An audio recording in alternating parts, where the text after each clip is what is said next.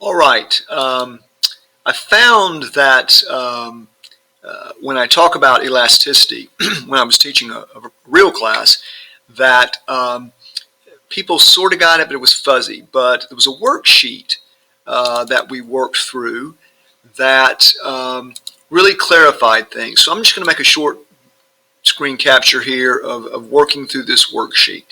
And let's remember that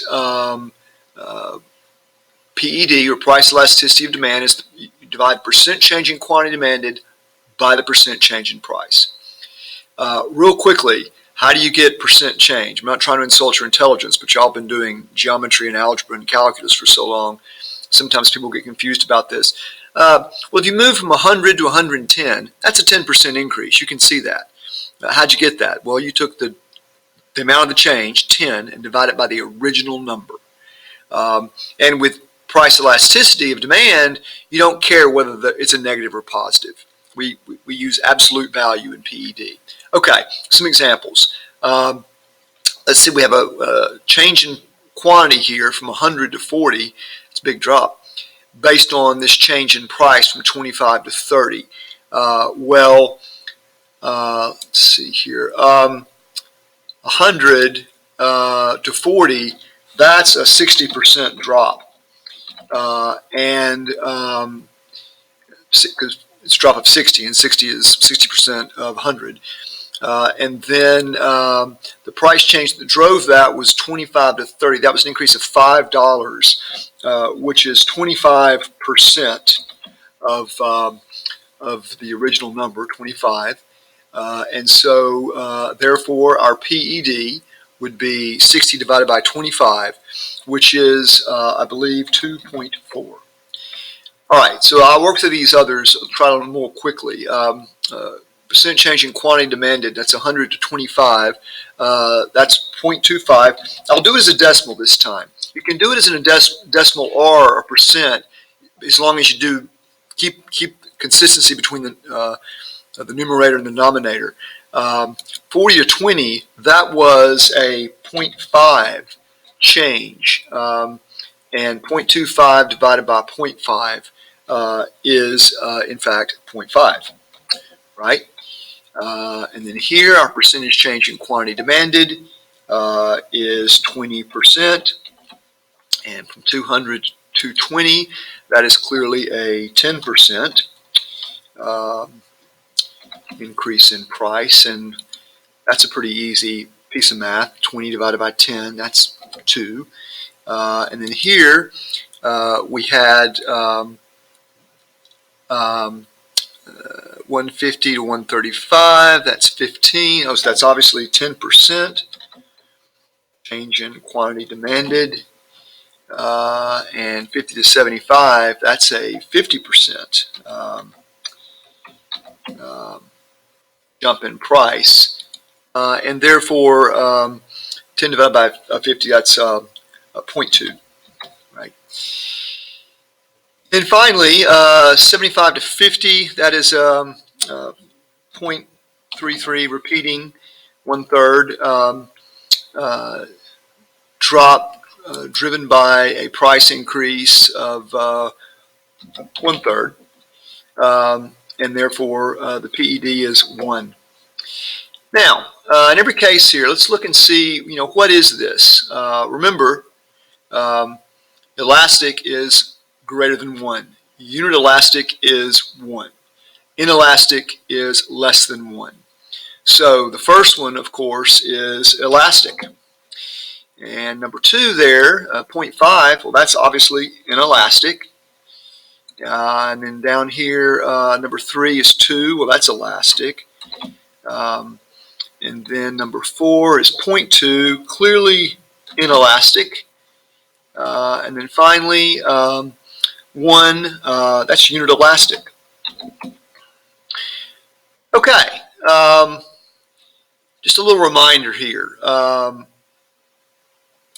These are the determinants of demand. Availability of close substitutes equals elastic. If you have a lot of close substitutes, you can change to the other product, and so your response is going to be stretchier.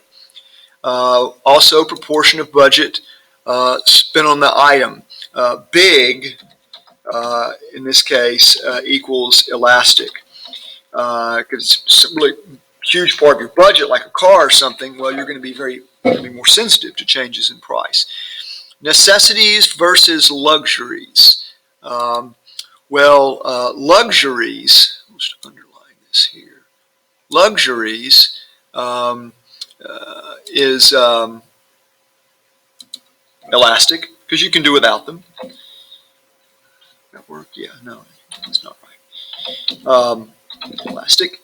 And what about narrow versus broad market? Well, broad, these are really horrible underlines. Broad equals elastic, because if you define something broadly, that means necessarily that you have substitutes, going back to number one, elastic. And finally, I'm going to make this one right. Time horizon, I'm not going to underline. Time horizon, long equals elastic, because you have more time to adapt. All right, very good. Now, so we got that? Okay. I find it helpful to look at some real-life examples. These are actual price elasticities of demand determined by economists. And I think seeing some real-life examples sort of helps make this clearer. Salt, for example. What is salt's actual PED? It's 0.1. Now, I'm not going to write notes as to why this is true, but you can if you want to do screenshots or whatever. Why is it so low? Why is it so inelastic? Well, several reasons. One, there's no close substitute. That Mrs. Dash crap is not a close substitute for salt. Also, you probably don't do the grocery shopping at your house, but salt is really, really cheap. And it's also kind of a necessity. In fact, if you don't have enough salt, you die. Also, it makes everything savory taste better. Okay, so that's why it's so low. What about toothpicks? Well, likewise, they are also highly inelastic, 0.1. Why? They're so cheap. They're a tiny proportion of your budget. And what about fresh tomatoes? I'm surprised it's this high. It's 4.6.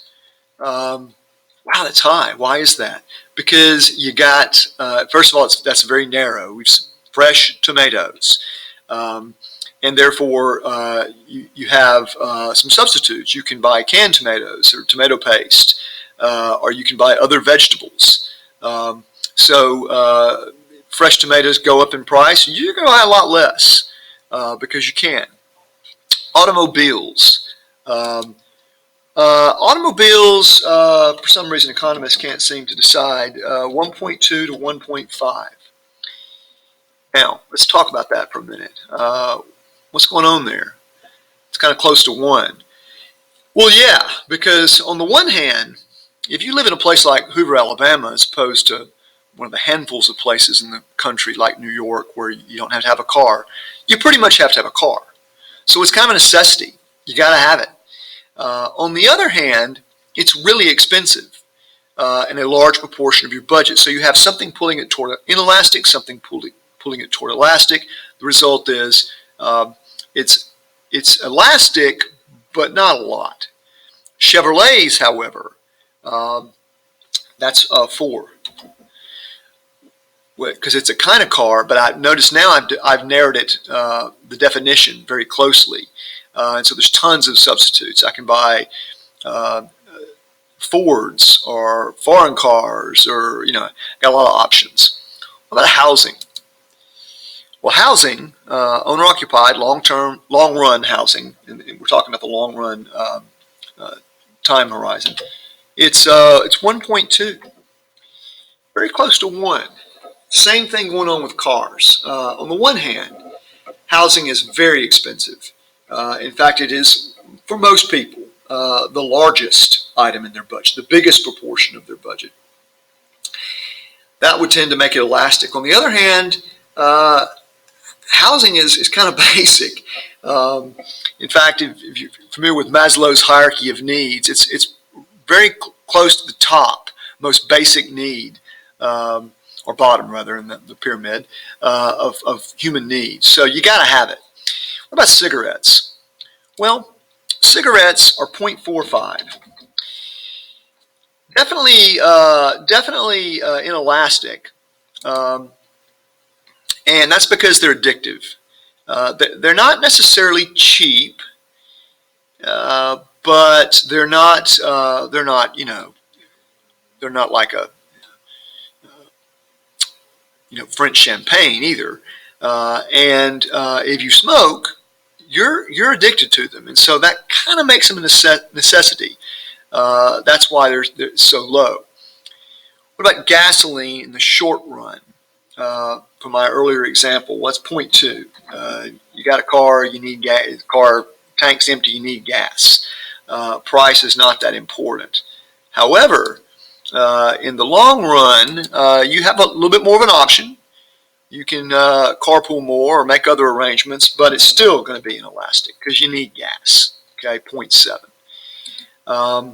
Coffee. Now, I'm not talking about Starbucks. I'm talking about, you go to the store and you buy coffee. 0.25. Coffee's kind of like cigarettes. If you're a coffee drinker, you kind of need your coffee. And again, you probably don't do the grocery shopping. Coffee bought in a can at the store is really, really cheap. So that tends to make it inelastic. Electricity, in the short run, particularly, 0.1. You got to have electricity unless you're, the Unabomber living off the grid. That's pretty important. All right. Well, I hope this sort of makes things